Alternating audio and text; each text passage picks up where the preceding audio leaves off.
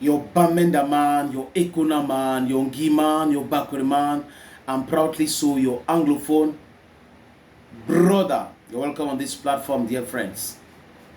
Quand on vous parle du FIF Pro, le FIF Pro, le FIF Pro, on dit le FIF Pro. Je ne sais pas si c'est la FIF Pro, le FIF Pro, peu importe. Cette organisation soutient Jérémy Soren-Djita. Ils ont fait un communiqué. Mais avant la lecture du communiqué, les amis, je voulais poser une question. Si ce qu'on a reçu là, il y a une autre partie qu'on n'a pas publiée. Parce que est-ce qu'on signe un communiqué? Est-ce qu'on publie un communiqué sans signature? C'est ce que vous voulez comprendre. Parce que le communiqué, vous voyez l'écran, il n'y a pas de signature. Est-ce que c'est vraiment le FIF Pro qui a soutenu Jérémy Soren-Djita? Ils ont le droit, il est membre du FIF Pro Afrique et tout ça là. Bon. Mais est-ce qu'il y a une partie qui a échappé à la vigilance des Bamenda man que je suis, des Bakwe man que je suis? Just a question to understand. Jérémy Soren-Djita est soutenu. On peut dire ça. Mais qu'est-ce que c'est la FIF Pro, le FIF Pro, peu importe, les amis, je ne sais pas comment on appelle ça, peut faire? Ce n'est que le soutien verbal comme ça. Parce que l'instant fêtier national a le pouvoir de sanctionner Djita. Et ses amis du FIF Pro peuvent seulement venir, on te soutient, on te soutient. Mais est-ce qu'ils ont lu la décision qui sanctionne Jérémy Soren-Djita? Est-ce que le mec a respecté le code d'éthique? That is the question we are asking here. On a look communiqué. Le FIF Pro soutient Jérémy Djita et les représentants des joueurs camerounais face aux sanctions. C'est signé le 21 ou le moins a été publié le 21 parce qu'il n'y a pas de signature. Du moins sur la copie que j'ai, il n'y a pas de signature. Le FIF Pro exprime son soutien total à Jérémy Djita, président du syndicat des footballeurs camerounais SINAFOC et membre du conseil d'administration mondial de FIF Pro, ainsi qu'à Daniel Blaise Ngos, qui est avocat, secrétaire général de SINAFOC.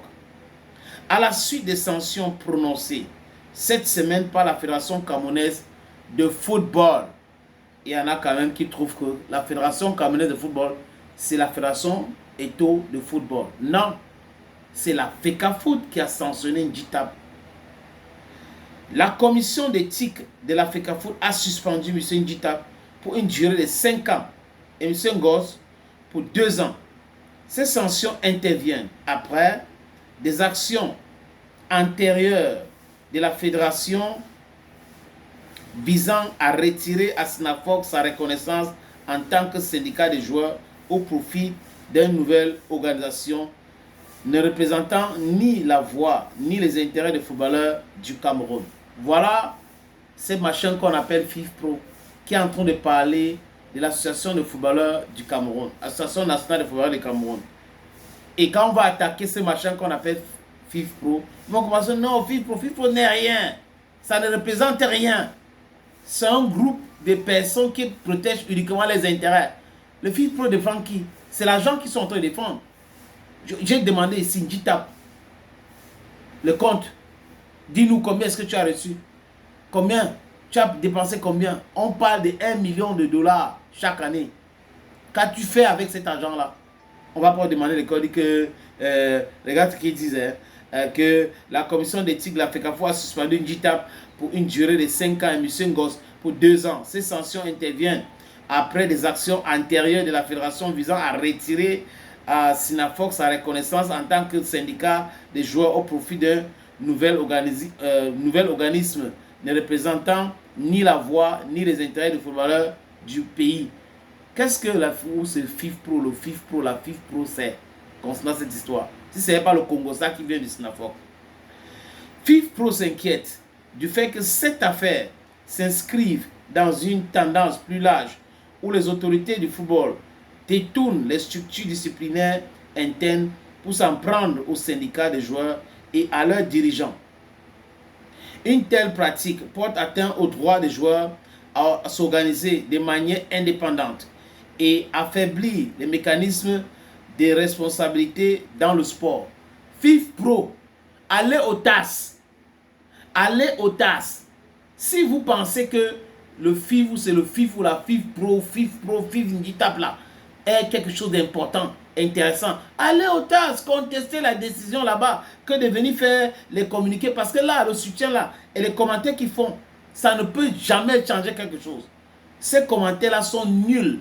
Il est chez nul, ça ne peut jamais rien changer. 5 ans, c'est ce qu'on a donné à Nditap.